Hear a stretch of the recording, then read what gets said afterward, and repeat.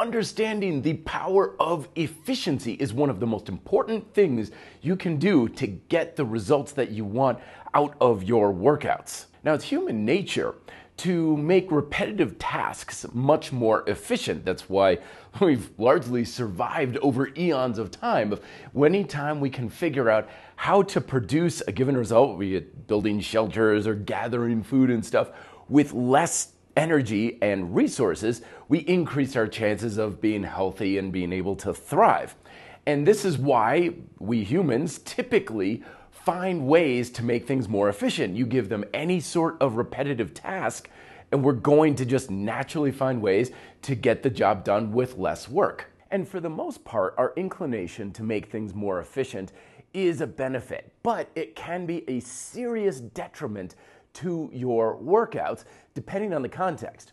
Now, let's say you were involved in a contest or you needed to pass a PT test, and part of that test said you have to hold a plank on gymnastics rings for 2 minutes.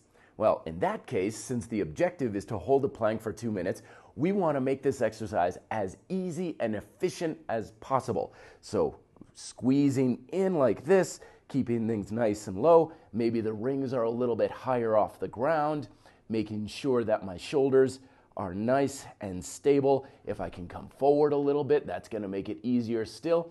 I want to make the exercise as easy as possible to achieve the quantifiable metrics to pass the test. However, if the goal was not to pass a PT test, and the goal was I want to make my core as rock solid and work as hard as possible, I want to go in the opposite direction. I want to brace inefficiency. For in that case, bring the rings down, back myself up a little bit, makes it a little bit more difficult.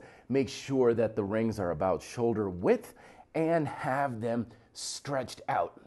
Now in this position, I would make the exercise much more difficult. You can hear it in my breathing, and I would not be able to hold it for 2 minutes.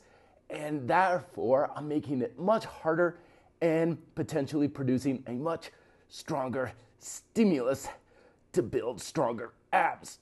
And this is why when people ask me questions like how many push-ups can you do, how many pull-ups can you do, if I did do a lot of weightlifting, how much weight could I lift and stuff, my answer is typically, well, hopefully not very many. And I know that's a little bit of a twist on things because our fitness culture typically encourages big quantifiable numbers, lifting a lot of weight, doing a lot of push-ups and pull-ups and stuff. But over the years, I've taken the opposite mentality because in my experience, again, human beings naturally seek out efficiency. You give someone the goal of doing 100 push-ups or being able to lift as much weight as possible, it's natural to make the exercise as efficient as possible for the sake of reaching those numbers. This is where Goodhart's law comes in, where once a quantifiable metric becomes the target, it ceases to become a good metric for regular progress. And that's not to say it's bad to be doing those sorts of things, but when we seek efficiency for the sake of higher numbers, we typically make the exercise subconsciously easier, therefore risking the subconscious effect of making it less effective for creating a stimulus to build muscle and strength. So if your success does depend on that metric, like passing a PT test or something, definitely embrace efficiency. It's not always a bad thing. But typically our workouts, if the goal is to make the body work harder for the goal of creating a stimulus for change and adaptation, efficiency is not what we want. We want to embrace inefficiency and make the exercises more difficult. Hopefully that clears things up for you. Here's some ideas on how to do that. Thank you very much for watching. Be fit and live free.